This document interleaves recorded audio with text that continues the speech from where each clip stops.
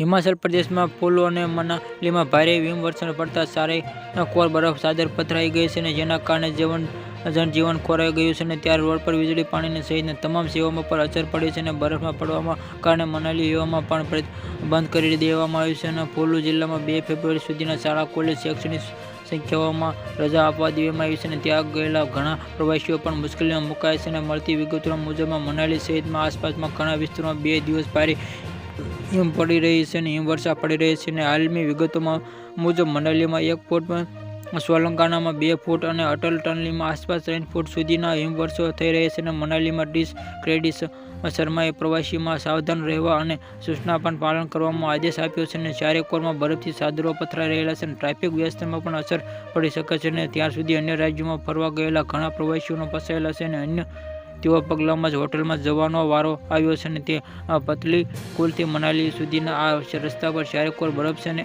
આ ચલાવવામાં મુશ્કેલી સર્જાય છે. જેના રસ્તા પર લપસી જતા તેના 2 પૈડા પણ થંભી ગયા છે.